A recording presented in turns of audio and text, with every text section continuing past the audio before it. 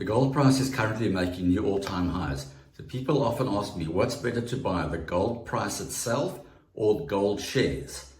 That's a good question. So in this chart that I'm about to show you now, I'm going to compare the gold price, and that's the blue line on top. That's the gold price going back 20 years to 2005.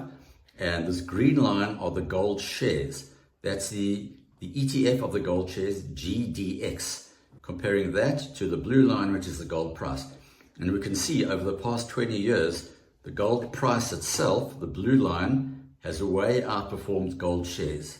You'll see here the gold price exceeded its high from the year 2020 by a huge amount, whereas the gold shares are only now getting to that level from the 2020 highs. So clearly it's better to be going for the gold price than for the gold shares. Another question is, what's better to buy, the gold price or the silver price? We have the silver price in orange and the gold price is the one in blue still. So clearly the dollar gold price is way outperforming the dollar silver price by a mile. Again, the gold price is way above its 2020 highs. The silver price is also above it, but not nearly as much.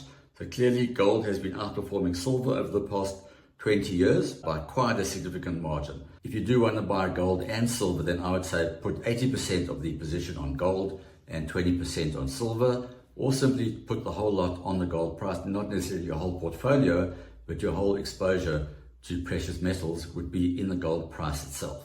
So with the gold price making new all-time highs, and I've still got higher targets for the gold price, keep in mind this is the way to do it. Buy the gold price itself, and that's the way you're going to maximize your gains from this run in precious metals. That's it. Thanks for watching. Feel free to click on the link below to download a free ebook from me and details of trading courses and mentorship that I offer. Please click subscribe to be notified whenever a new video comes out. Bye for now.